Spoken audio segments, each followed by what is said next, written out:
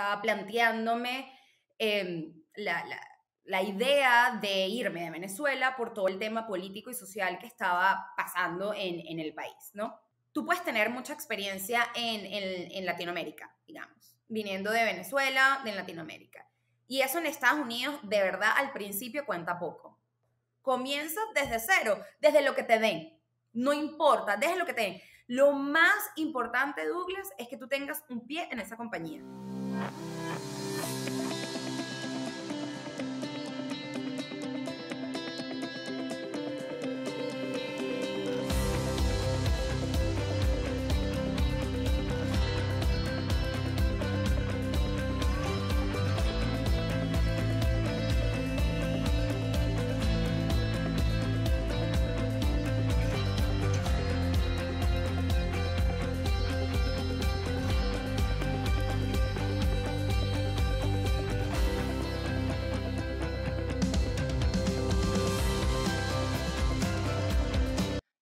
Joana Figueira, desde la ciudad de San Francisco, bienvenida a Migrantes Exitosos. Gracias, Douglas. Estoy muy emocionada. Gracias por la invitación. Bueno, estoy contentísima de contarte mi historia y bueno, de hablar contigo. Claro, yo encantado de tenerte aquí. Escuché tu historia luego de haber visto tu TED Talk y después, bueno, quedé enamorado de todo lo que has hecho, no solo obviamente por ti misma, sino también por Venezuela y más adelante vamos a estar hablando un poquito sobre eso y esa es una de las razones por las cuales quise traerte al podcast porque considero que obviamente eres una migrante exitosa por tus logros académicos, personales, pero también por todo lo que has hecho por nuestra Venezuela que tan dañada está, así que te doy las gracias por eso y bueno, de darte una vez la bienvenida al podcast. Pero para los que no te conozcan, quisiera que me hablaras un poquitico sobre quién es Joana Figueira y cómo llegaste acá a Estados Unidos. Bueno, un placer. Yo soy Joana Figueira, vivo en San Francisco desde hace 6 años o 7 años, tengo que sacar la cuenta, pero 6, 7 años. Soy de Caracas, Venezuela. Mi papá es de Portugal, mi mamá es venezolana, tengo un background inmigrante también. Estudié en la Universidad de Monte Ávila Comunicación Social, me vine para acá y actualmente trabajo en una compañía de tecnología grande y que todos lo utilizamos diariamente, puedo decir. Y bueno, nada, más o menos esa es mi historia resumida. Claro, ¿y cómo fue tu proceso de mudarte de Venezuela acá a Estados Unidos? ¿Fue fácil? ¿Tú misma lo buscaste? Me di cuenta cuando estaba investigando un poquito sobre ti que tienes varios estudios en universidades importantes aquí en los Estados Unidos también. Entonces, ¿cómo fue ese proceso de ti para luego llegar hasta donde estás ahorita? Bueno, nada, yo estaba viviendo en Venezuela y como muchos jóvenes en el país, estaba planteándome la idea de irme de Venezuela por todo el tema político y social que estaba pasando en el país, ¿no? Yo en ese momento había estado trabajando en una agencia de publicidad, la cuenta que llevaba en la agencia era el BBVA provincial. Entonces, bueno, digamos que tenía un poco de experiencia en publicidad y sabía bueno, ¿qué hago? ¿Cuáles son las alternativas para irme de Venezuela? Y una de las cosas que pensé, bueno, estudiar, ¿no? Estudiar algo. En esa búsqueda de posgrados, cursos, algo que pudiera hacer que me pudiera dar un pie en otro lugar, conozco a mi esposo actual, conozco a mi esposo, y él vivía ya en Canadá. Entonces él me dice, yo para prepararme para los estudios de TOEFL que yo tenía que tomar para poder aplicar a uno de los cursos, él me dice, ¿por qué no te vienes a Canadá a estudiar estos cursos y tal? Y dije, bueno, buenísimo, ya yo había estado en Canadá antes, yo viví en Toronto durante casi un año y él estaba en Vancouver, en verdad que eran en las costas diferentes, pero Canadá me parecía un buen lugar en ese momento, estábamos de novios, bueno, me voy. Entonces, bueno, me fui a Canadá y ahí fue que comienza mi historia realmente como emigrante. Entonces, bueno, ahí estudié para hacer los cursos, apliqué y fue que decidí estudiar algo en Los Ángeles. En Los Ángeles estudié Merchandising Marketing. Entonces, bueno, ahí fue como mi primer acercamiento a que, bueno, ya me voy a mudar de Venezuela. Nunca fue, Douglas, como que yo voy a agarrar todos mis peroles y me voy. O sea, fue, ya va, déjame ver acá, déjame tantear esto, paso a paso. Buscando oportunidades. Exacto, no fue como, bueno, agarro todos mis peroles y me voy y ya no importa, sino sí puedo decir que fue paso por paso. ¿No? Fue, bueno, voy a estudiar esto. Yo también tengo que admitir que podía hacer eso, ¿no? Y quiero dejar bien en claro que las personas que no pueden planificarlo muy bien, o no, que no pueden tener ese paso por paso, está ok. Yo tuve la oportunidad de hacerlo, de pensármelo más, de decir, bueno, déjame estudiar aquí en Canadá y después irme a Los Ángeles. Y es ahí como comienza mi historia de migrante, básicamente.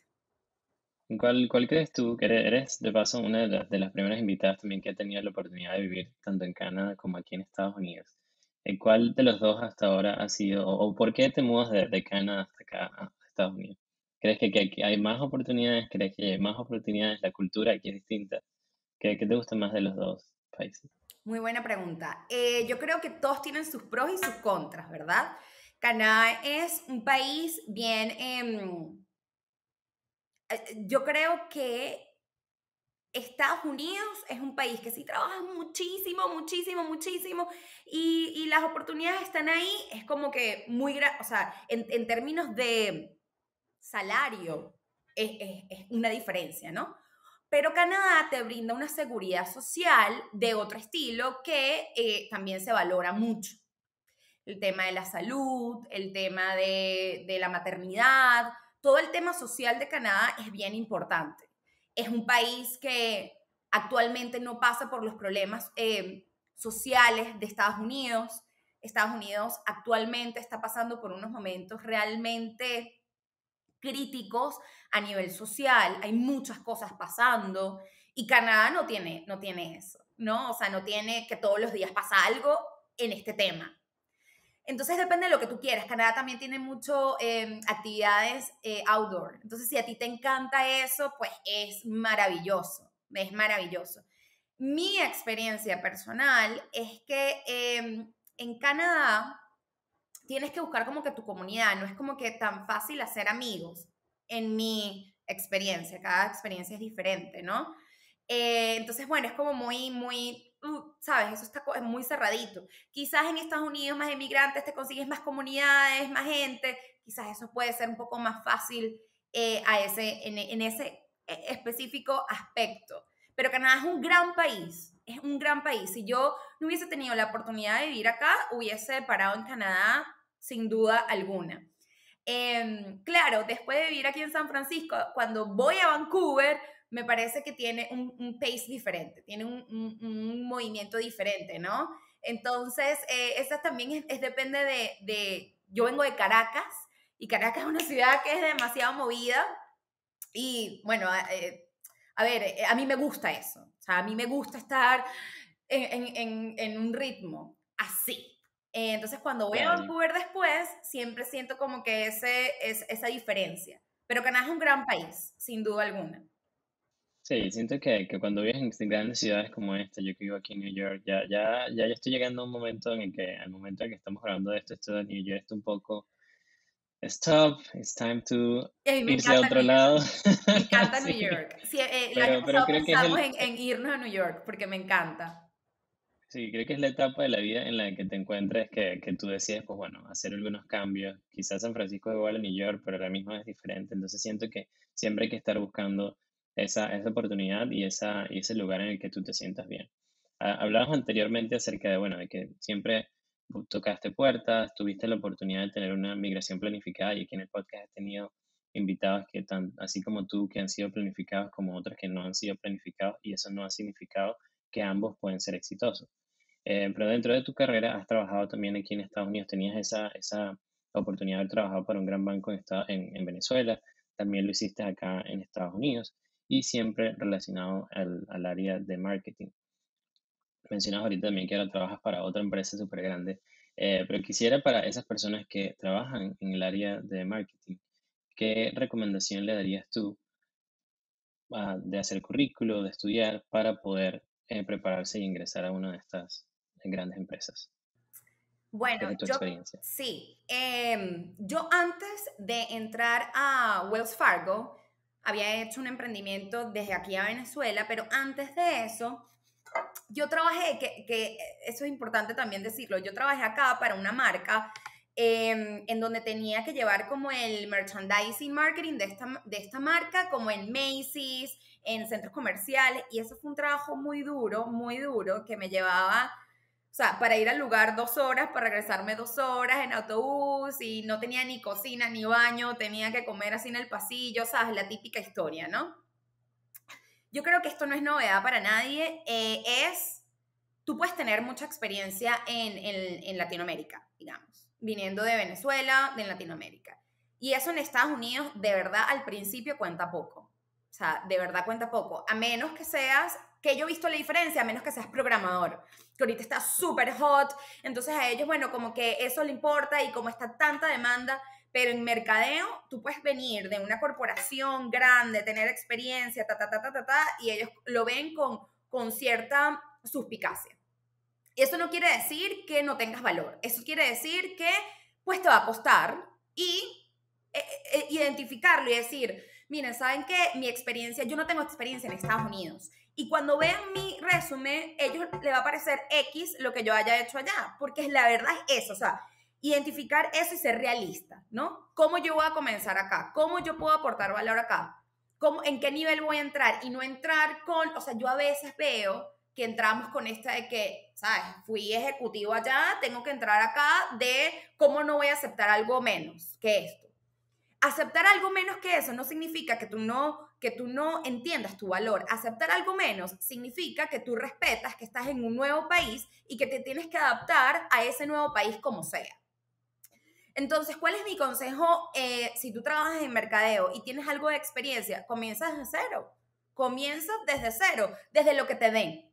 No importa, desde lo que te den. Lo más importante, Douglas, es que tú tengas un pie en esa compañía. Después que tú tengas esa pie en compañía, eso no importa lo que, o sea, ya ahí tú estás adentro. Entonces, mi mayor consejo para cualquier persona en mercadeo es busca un trabajo en la compañía que quieres, de lo que sea.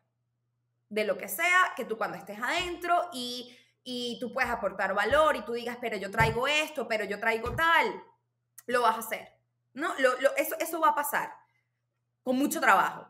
Entonces, bueno, yo creo que el tip es entrar en niveles que quizás no son los tuyos, pero igual ser humilde con eso, ser humilde y decir, coño, yo no conozco quizás este mercado, yo no conozco quizás cómo se manejan las cosas en este país, vamos a aplicar a algo que me den la oportunidad, ¿no? Entonces, venir con esa vista realista e identificar eso. Y lo segundo, también voluntariado. Yo he visto que eso funciona muchísimo. Si no consigues que te contraten en ese lugar de tus sueños, comienza a voluntariar, comienza a ofrecer tu servicio, lo que sabes. Ah, bueno, yo sé de social media y quiero empezar acá. Bueno, búscate una ONG en donde tú digas, mira, estos son mis servicios, voy a ayudar. Eso no es fácil porque en muchos casos quizás no son pagos y puedes tener el chance o no de aceptar eso, pero ese sería también mi consejo. Ser voluntariado, formar parte de comunidades, ves las comunidades de mercadeo, de venezolanos, de latinos, en ese sitio que te encuentras para comenzar a hacer networking, porque las referencias cuentan y cuentan mucho. Entonces, bueno, no es que cuenten que tú vas a meter, ¿sabes? Como no, déjame meter a mi amiguito, no, No, pero, no. epa, yo estoy aquí, yo trabajé con esta persona, que te meta tu resumen ahí, en esa cosa, en Ujú. esa compañía, eso cuenta mucho. Entonces, yo creo que esos son mis tips, mis 3, 4 tips que yo tengo para las personas que quieren, de mercadeo, que quieren entrar a alguna compañía aquí en Estados Unidos por primera vez. Claro, y que son súper válidas y se relacionan mucho cuando hice el episodio sobre cómo conseguir el trabajo de tus sueños con Hika Nava. Ella hablaba junto de eso. Yo no conocía el voluntariado que existía aquí en las compañías en Estados Unidos. En Venezuela sí existe en el área de la salud, pero no en el resto de las compañías. Y aquí me he dado cuenta de que tú lo menciones es como, digamos, una prueba fidedigna de que sí, al entrar con un voluntariado en una compañía ya te está poniendo ese pie adentro. Y vale muchísimo porque si así fue como tú lo hiciste y estás ahorita ya en esta compañía tan grande, es como otras personas también lo pueden hacer. Y quizás ese Dentro, voluntariado no es en la compañía, y perdón que te interrumpa, Douglas, quizás puede ser en otra organización, en otra ONG, pero que tú tengas eso en tu resumen. Y eso ya dice algo, ya eso dice algo, que ya tú te estás involucrando con la comunidad acá. sí, que sepas cómo venderte. Eso también es la forma en cómo hables, en la forma en cómo te expreses, en la forma en cómo tengas tus redes sociales, que tengas tu perfil en LinkedIn, eso es lo que te va, obviamente, a abrir también muchas más puertas dentro de esa organización. Mis dos trabajos grandes en Estados Unidos los he conseguido por LinkedIn. Y eso mucha gente cree que no. Sí, los dos trabajos que yo conseguí los he conseguido a través de LinkedIn. No he tenido referencias, no he tenido a nadie trabajando ahí, no he tenido nada, los conseguí por ahí. Eso es Puras algo que también conexiones. es un consejo que yo les doy a las personas que dicen, ay, no, eso no funciona y tal. Desde mi experiencia ha sido totalmente distinto. Sí, sí, la mía también, así que sí, vayan y escuchen ese episodio, aprendan de estos tips y también vayan y preparen su perfil en LinkedIn. Algo que me gustó muchísimo dentro de cuando estaba obviamente conociendo un poquito más acerca de ti, es que desde acá, desde Estados Unidos, eh, eres una de las miembros fundadoras o de los core members de algo que se llama Codes for Venezuela, que recuerdo en algún momento en Twitter vi lo de MediTweet y cómo la gente conseguía medicinas a través de Twitter, que todos sabemos lo que está sucediendo ya y que es muy difícil. Pero quisiera que me hablaras ahora un poco acerca de qué es Code for Venezuela y cómo nace esa iniciativa. Code for Venezuela nace desde la necesidad de hacer algo, de transformar toda la frustración que teníamos de estar tan lejos y sentir que no podíamos aportar a los problemas que estaban y que están sucediendo en Venezuela. Nosotros, esta comunidad nace en San Francisco. Nosotros siempre nos reuníamos en un restaurante y bueno, ahí siempre, aunque tú no quieras, la política y todo lo que está sucediendo en el país sale, ¿no? Entonces, bueno, ¿cómo canalizamos esto? ¿Cómo canalizamos esta necesidad de hacer algo? Y nuestra comunidad acá está en tecnología, muchos de ellos trabajan en compañías como Google, Slack, Facebook, Airbnb, etc. Entonces, la tecnología era parte también de la conversación. Entonces nace de decir, bueno, ¿qué pasa si hacemos algo con esto que sabemos hacer, con esto de tecnología? Y ahí nace nuestro primer hackathon. Entonces, una cosa que vimos es que hay muchas organizaciones en Venezuela haciendo trabajo y nosotros desde aquí tú de verdad no sabes cómo es la realidad. O sea, estás un poco en la distancia, ¿no? Entonces, en nuestro hackathon, en nuestro primer hackathon, para los que no saben qué es un hackathon, es un evento de tecnología en los que tú propones retos y los participantes tienen que realizar proyectos y soluciones para esos retos determinados. Algunos son retos, digamos, un poco más ficticios y lo que nosotros hicimos ahí fue poner retos que estaban pasando actualmente en Venezuela. Y ese hackathon tuvo mucho éxito y vimos que había una necesidad no solamente de nosotros, sino de la comunidad de tecnología de Venezuela, en el mundo, tenía esa necesidad también y lo veía como una manera efectiva de hacer algo por el país. Porque nosotros partíamos de que, ok, nosotros podemos mandar plata una vez, pero eso no es algo que puedes hacer durante tanto Todo tiempo. el tiempo. Entonces, bueno, así es que nace Code for Venezuela. Es un grupo de personas que trabajan con soluciones y con partners, con organizaciones que trabajan para construir soluciones tecnológicas para empower estas organizaciones a hacer su trabajo en Venezuela. Entonces, ha sido algo que nació hace 2 años y sigue estando, ya estamos como una organización non-profit en Estados Unidos y de verdad nos sentimos muy orgullosos por los proyectos actuales que estamos rodando.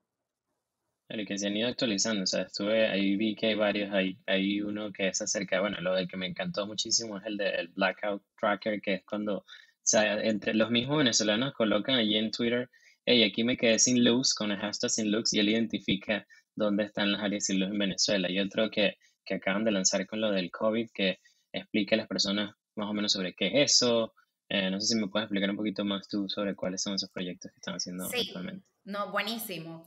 En el 2020 nosotros trabajamos con organizaciones y nosotros ya veníamos trabajando con servicios públicos y en el 2020 esa unión como que estuvo mucho más fuerte. Servicios públicos, ellos se encargan pues de dar denuncia de todas las fallas en los servicios como luz, agua, etcétera, en el país. Entonces, en el año pasado nosotros desarrollamos con ellos un dashboard, ¿verdad? Que se lanzó en septiembre, que los ayuda a ellos visualizar esta data que tienen ellos. ¿Por qué para nosotros es tan importante darle a las organizaciones ese empujón tecnológico? Porque lo que no se documenta no existe, Douglas. Entonces, un insight que nosotros nos estábamos dando cuenta ahí es que hay mucho, se denuncia mucho en Venezuela. No, no hay luz, no hay agua, no hay tal, no sé qué. Pero cómo poner eso en papel para el día de mañana, pues tener una Me documentación cuente. de eso. Exactamente. Entonces, bueno, y también hemos trabajado, o bueno, estamos trabajando con el Observatorio Venezolano de Servicios Públicos. Entonces, bueno, esta unión ha dado la posibilidad de realizar herramientas de visualización de cómo están los servicios públicos actualmente en el país. Esto es algo que hemos venido desarrollando con ellos y nos llena pues de orgullo porque de alguna manera, como dije antes, los estamos empoderando a ellos a hacer aún más efectivo su trabajo. Imagínate que haya, no sé, algún plan de distribución de agua potable, imagínate eso. Imagínate la posibilidad de que este dashboard ayude a saber en qué lugares está faltando el agua con más importancia y poder ayudar a canalizar eso. O sea, la potencia de documentación es importante por todos los lados que lo veas. Entonces, bueno, tenemos este de servicio público, como tú dijiste, también está Meditweet. Meditweet, esto ha avanzado muchísimo, ya no solamente lo de medicinas, también tenemos como un chat en que las personas pueden hablar con especialistas de salud y dar sus dudas a través de medicamentos. Entonces, de alguna manera estamos utilizando la tecnología para conectar a individuos con especialistas en el tema de la salud. Con el tema del COVID, lo que pasó el año pasado fue que, bueno, ¿cómo hacemos? ¿Qué hacemos por el COVID? ¿Qué hacemos por el COVID? Rápidamente nos unimos y en menos de un fin de semana sacamos un bot en Telegram en donde pueden las personas llenar un cuestionario sobre el COVID y si el programa arroja un alto riesgo, hicimos un partnership con COS llamada USB llamada, ay, ya va, me estoy equivocando en el nombre, llamada COS, es que se llama. Esto es un grupo de médicos de la central que ellos tienen su servicio de llamadas con especialistas de la salud por otro lado. Y lo que hicimos fue, si este bot te dice, tienes un alto riesgo, te puede conectar a llamar a un especialista de la UCB. Entonces, para nosotros ha sido cómo utilizamos la tecnología para empoderar organizaciones, pero también para empoderar individuos. Este COVID, este bot que nosotros hicimos por el COVID, bueno, nada, nosotros vimos que esta actividad se hizo en otros países. Entonces nosotros agarramos este ejemplo de otros países y llevarlos a Venezuela y te puedo decir que durante marzo, ahorita Venezuela con el tema del COVID está increíblemente alto, nosotros vimos sesiones de 100 al día, ¿no? Y eso ha dado miles de interacciones. Entonces, para nosotros esto ha sido como una demostración que lo que hacemos ha penetrado orgánicamente, porque todo esto es orgánico, a gente en Venezuela. Y creo que para nosotros esto es lo que nosotros queremos, ¿no? O sea, impacto, tratar de ayudar, de mejorar, pues sí, de darles a los individuos herramientas que hay internacionalmente. Para Entonces, llevarlas bueno, a vamos, Venezuela exactamente. con tantas necesidades que hay allá ahorita. Y ahora quisiera saber hacia dónde va Code for Venezuela. ¿Cuál es el siguiente paso para ustedes? Dije una palabra clave, impacto, ¿no? Nosotros tenemos actualmente un programa de pasantías con la Universidad Simón Bolívar y con otras organizaciones que nos están ayudando como sponsors en esta iniciativa. Estos pasantes, porque ¿qué pasa? Nosotros somos voluntariados que nos organizamos, que nos reunimos todos los sábados. Y todos los sábados nosotros nos sentamos a plantear problemas y organizaciones, nos dividimos entre los programas que tenemos, etc.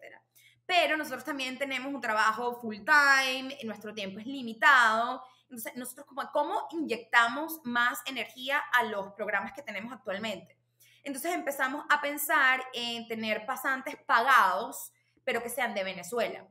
Y uno de los insights que también tenemos ahí es cómo tú puedes conectar a estos chamos que están en la Simón Bolívar con personas que están trabajando en el Silicon Valley y darle toda esta experiencia, este knowledge. Y para nosotros eso es, tú le puedes cambiar la vida a alguien en eso, como nos las han cambiado a nosotros. Darle una puertica abierta a lo que significa trabajar en compañías con modelos tecnológicos, porque todo lo que hacemos en Corfo Venezuela es lo que aprendemos acá. Vamos a aplicar todo esto. Entonces, llevar ese knowledge para personas que están estudiando en Venezuela para nosotros tiene un valor inmenso. Actualmente tenemos 3 pasantes pagados, como dije anteriormente, que están inyectando lo que nosotros no podemos durante la semana, ¿no? Tenemos proyectos, hay un proyecto que se llama Proyecto Angostura, que bueno, básicamente ahí es de datos, es de análisis de datos. Entonces, de datos con otras organizaciones, y bueno, básicamente en el Proyecto Angostura es cómo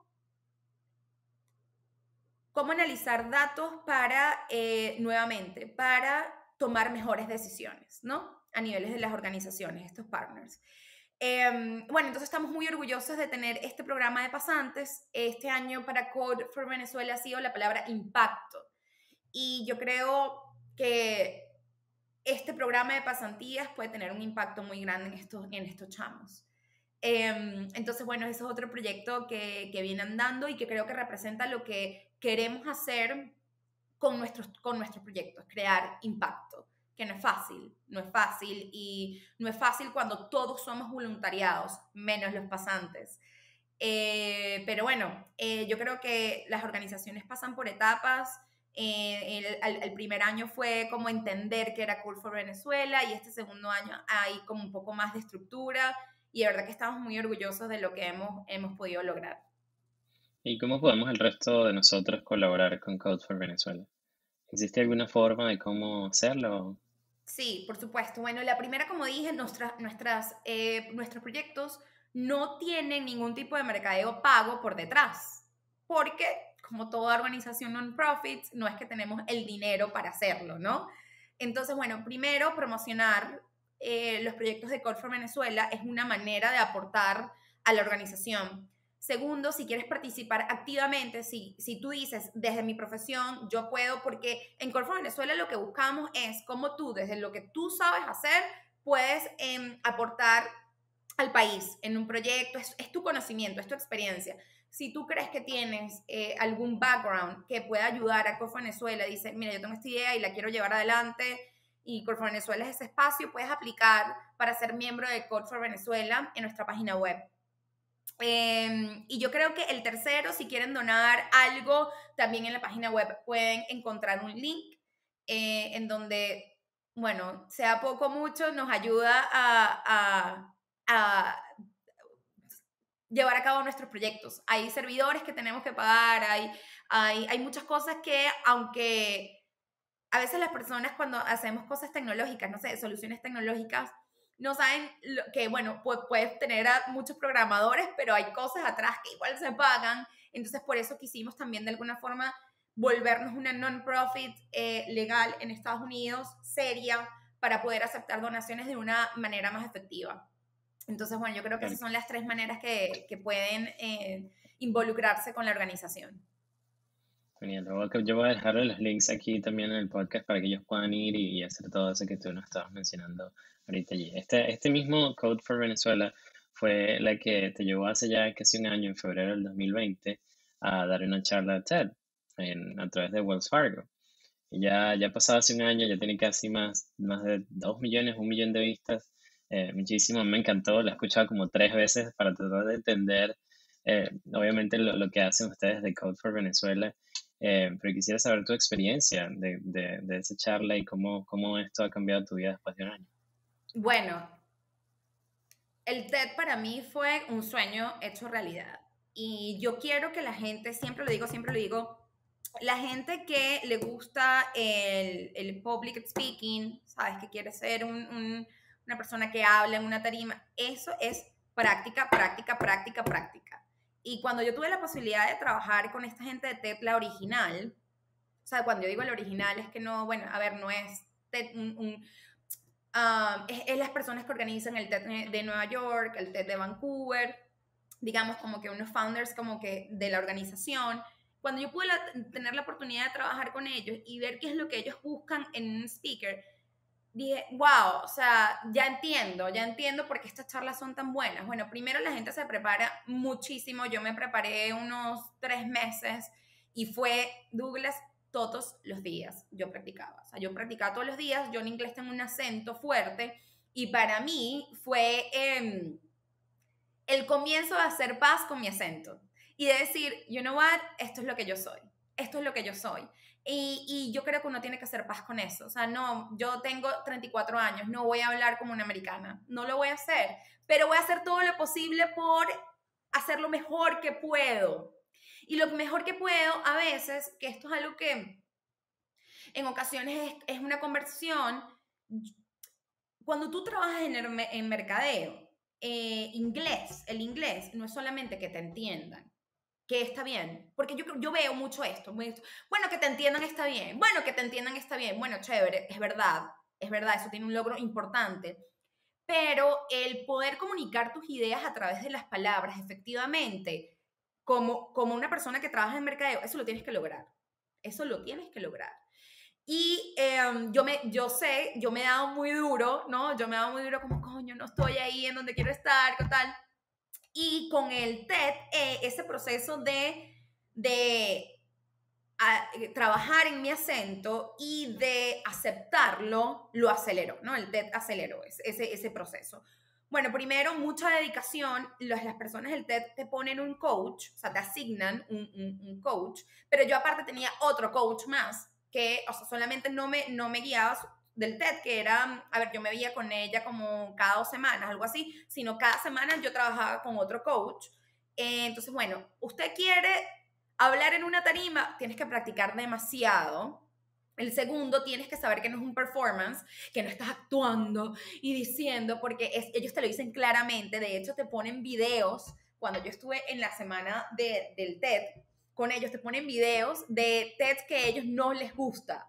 O sea, que ellos dicen, esto no es lo que No nosotros es el TED. queremos, no es lo que queremos. Y te ponen TED y yo, ay Dios mío, espero que yo no salga en el año que viene en el que no le gusta, ¿no? O sea, hay que...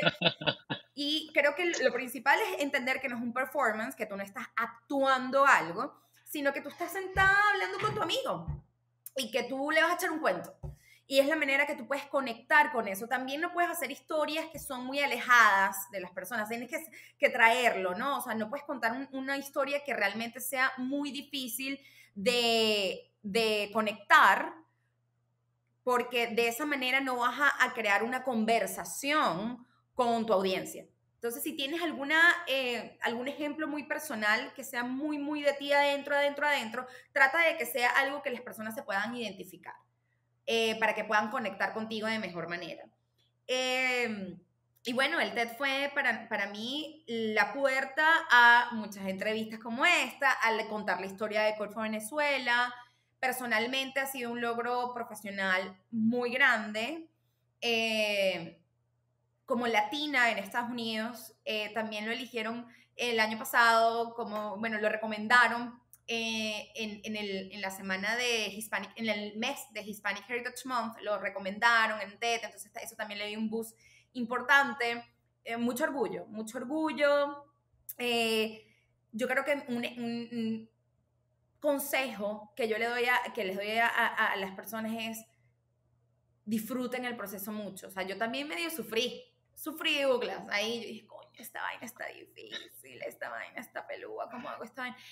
Y sufrí, y viendo para atrás digo, coño, uno no puede estar sufriendo tanto en el proceso, uno lo tiene que aceptar Disfrutar. y disfrutar bastante, pero también entender que las cosas buenas no salen por sí solas y entender que hay que trabajar mucho y hay que hacer sacrificios y hay que decirle a los fines de semana que no, o sea, a veces cuando, no sé, yo tengo estas entrevistas, yo trato de decir,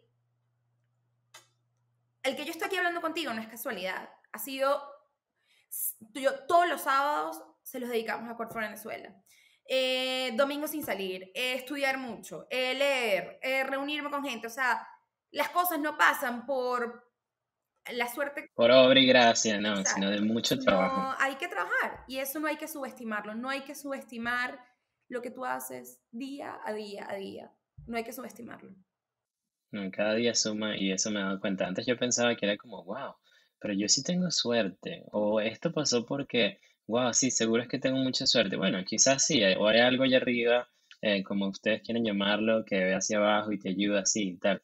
Pero tú mismo tienes que ir construyendo tu futuro. O sea, es algo que vas haciendo todos los días y así, cada día, cada hora tú vas tomando esas decisiones. Y los sacrificios. Por ejemplo, les voy a decir algo. En mi primer año de Wells Fargo, ahorita que hablé con esto del inglés y de todo este tema, yo sentía que no podía explicar mis ideas tan claramente. Y parte de mi sueldo fue un coach de inglés. Un coach de inglés, las personas pueden o no pueden hacerlo. Yo sé que esto es una opción. Yo tenía la opción de gastar parte de mi salario en esto, pero también esa parte de mi salario me lo podía haber comprado unos zapatos, you know? O sea, como que yo dije, ¿sabes qué? Esto es una vaina que me cuesta horrible, o sea, es caro, pero yo necesito esto para llegar a donde yo quiero estar. Y con esta coach de inglés lo que hacía era si tenía presentaciones muy grandes, si tenía reuniones muy grandes, se lo practicaba a ella y me lo decía y me decía, no, esto acá, esto no está sonando bien. Porque ¿qué pasa? Y esto yo siempre lo digo, ¿qué pasa si tú trabajas en mercadeo con el inglés? Tú estás con una idea, ¿verdad? Tú estás Douglas, si tú, la persona no entiende algo, tiene que go back a esa idea y ya va, y ahí se pierde, y se pierde. Yo no digo que tengas que ser a la mejor, o sea, aceptando que tú tienes, a ver, no digo que tengas que ser la más fluida de todas para hacer, no, yo no digo eso porque yo no lo soy actualmente. Lo que yo te estoy diciendo es, yo no parto de la idea de que, ay, que me entiendan y ya, yo parto de entender de que, epa, yo necesito un poco más de esto para llegar acá, ¿no? Yo necesito expresar mis ideas bien. ¿Qué puedo hacer yo para eso? ¿Qué está en mis manos para cambiar eso? Y creo que eso es algo que para mí ha sido fundamental. Invertir en ti, invertir en, te va a rendir frutos en el futuro. En el futuro. Sí, mencionabas algo que que quería preguntarte, que era de qué buscan ellos, y quizás me voy un poquito atrás a lo del TED, pero qué buscan ellos en una charla TED. Bueno, lo que acabo de mencionar, una persona que entienda que no es un performance, no es una actuación que está dando ahí, que sea un tema que las personas en general se puedan conectar. Si es algún ejemplo, una historia muy específica con estos detalles, quizás no pueda conectar con tanta gente. Practicar, practicar, practicar. O sea, que entiendas que esto es algo que ellos mismos dicen muy pocos speakers nacieron siendo speakers. O sea, hay que practicar mucho. Y tercero, que sepas que es una conversación. Una conversación que puede tener pausas y puede tener muletillas. Obviamente que las muletillas no interrumpan tu discurso, pero que sea una conversación. Es una conversación y también buscan que las personas se sientan inspiradas, obviamente. Tú cada vez que ves un TED tienes las inspiradas a hacer algo, ¿no? Que me deje en alto, que me deje, epa, pero ¿cómo yo puedo aplicar esto en mi vida?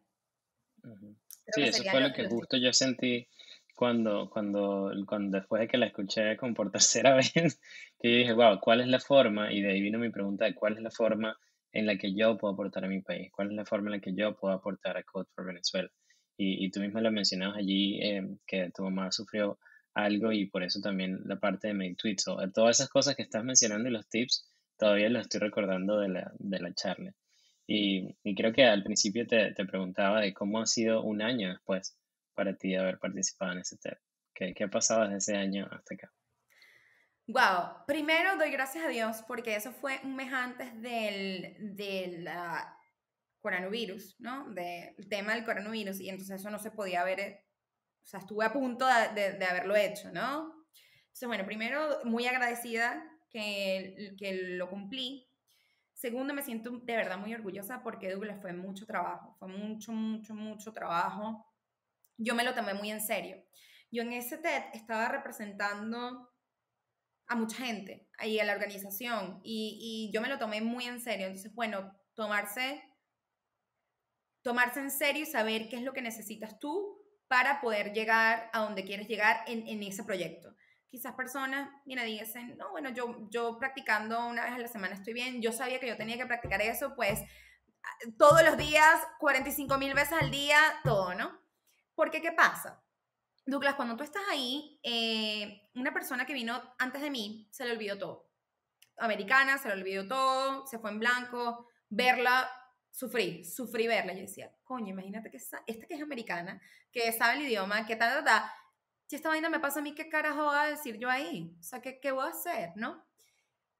Cuando tú estás ahí con el micrófono, las luces, el punto rojo, el TED atrás, no sé qué, la única manera de romper los nervios, o sea, la única manera de hacerlo es que tú hayas practicado mucho. O sea, yo, Douglas, cuando yo estaba caminando por ese, el espacio de los micrófonos y tal, y cuando salgo de la tarima y yo veo a toda esta gente, mi mente fue en negro, o sea, en negro, y yo solté lo que yo había practicado por durante 3 meses. Sin esa preparación, yo me hubiese quedado en blanco. Lo que pasó ahí en la tarima fue lo que yo practiqué en 3 meses. Porque yo no estaba, o sea, yo ahí se me fue en negro, o sea, yo me fui un background, o sea, dije todo, salí, llamé a mi esposo, Rafa, dije todo, y como él se lo sabía de memoria, obviamente, porque lo había dicho tanto, sí, dijiste todo, perfecto, ok, ya, chévere, me voy, ¿sabes? La única manera de estar preparado. La preparación es no subestimar la preparación. Entonces, bueno, primero me siento muy orgullosa porque me preparé para lo que quería. Entonces, tuve lo que quería. Segundo, porque, y bueno, y porque también como latina e inmigrante para mí era súper importante. Entonces, digamos que le ha dado visibilidad y validación a Code for Venezuela y porque una compañía como TED, una organización como TED que haya pensado que tenemos una historia que contar, para mí fue muy importante y para la organización también. Y como profesional, también fue como que una validación y una legitimación de que lo que yo trabajo de alguna manera se ve reflejado en algo que para mí ha sido exitoso. Entonces fue como una palmadita en la espalda de, vamos bien, Joa, sigue por ahí, vamos bien. Sí, sí, de verdad que así lo siento y te felicito por eso, porque sí, sí me imagino cómo vas a sentirte, porque al yo escucharte y ser de Venezuela es como, wow, todos estos chamos de mi misma edad están haciendo todo esto por mi país, de verdad que me paro y los aplaudo porque es algo que vale muchísimo la pena. Y quisiera saber si dentro de todo este recorrido has tenido alguna persona, algún libro, alguna frase que cuando te expusiste a eso dijiste, wow, esto me cambió la vida y es por lo que te has regido. Mira, yo te puedo decir libros, Douglas, yo te puedo decir personas, pero a mí conocer a mi esposo y él me cambió la vida. O sea, Rafael para mí me cambió la vida como yo se la cambié a él. ¿Y por qué te lo digo? Porque mi esposo me cambió la vida, porque tú eres las personas que te rodeas.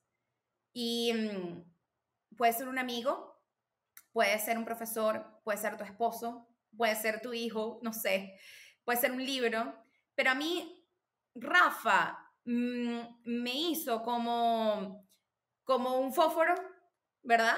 Fue un fósforo que encendió y después yo despegué, ¿no? ¿Y por qué Rafa? Porque los dos, yo creo que yo le he dado a él y él me ha dado a mí, y él creyó en mí desde día cero. Yo cuando le dije a él que yo quería estudiar en Los Ángeles, viviendo él en Canadá y nosotros teniendo nuestra relación en ese momento, iba a ser a distancia. Él me dijo, vete, hazlo. Entonces, bueno, más allá ay, ella está diciendo a su esposo, tú no te puedes buscar personas que no estén alineadas con lo que tú quieres en la vida. Porque si tú te rodeas con tu esposo o amigos y tal, con personas que no, que para abajo y para abajo, para abajo, ahí va a estar usted. Rafa me dijo al inicio, ¿tú te quieres ir para Los Ángeles? Vete. Yo quedé en Parsons y quedé en FIDEM, en Parsons queda en Nueva York, y él me dijo, coño, pero no elijas Nueva York, por eso me queda muy lejos. Es lo único que me dijo, es lo que me dijo, pero vete para allá. Y yo me fui para allá, y después en San Francisco, cuando yo le dije, Rafa, yo como que quiero hacer algo para Venezuela, hazlo. Yo estoy aquí para ti, hazlo. Rafa, ¿qué te parece? Y una persona que también nosotros como pareja nos apoyamos mucho en nuestros proyectos y no es fácil, él es programador y no es fácil, o sea, mucho sacrificio también, o sea, mucho trabajo, entender esas dinámicas que no son fáciles, pero entender que son sacrificios, ¿no? Por ejemplo, cuando yo me fui a Harvard y cuando yo estudié en MIT, eso significó un sacrificio para la familia, ¿me entiendes? Monetariamente, tiempo, lo que sea. Eso, si una persona no te apoya en tus sueños, usted no tiene nada que hacer ahí. Usted no tiene nada que hacer ahí. Porque eso te va a jalar, te va a jalar. Entonces, cuando tú me dices, ¿quién te cambió la vida? Cambié a mi esposo, porque mi esposo fue el que creyó en mí desde el día cero y me dijo, tú puedes. Y es mi coach, y yo soy su coach, y con esto lo que le quiero decir a ustedes es que ustedes son las 5 personas con que ustedes se rodean. Entonces, vean bien lo que tienen al lado, porque eso es fundamental. ¿Y qué es el éxito para ti? ¿Cómo lo defines? Es una pregunta complicada, pero yo creo que, y no he llegado ahí, porque a veces, bueno, la vida es complicada, pero sentirse pleno y satisfecho con lo que tienes.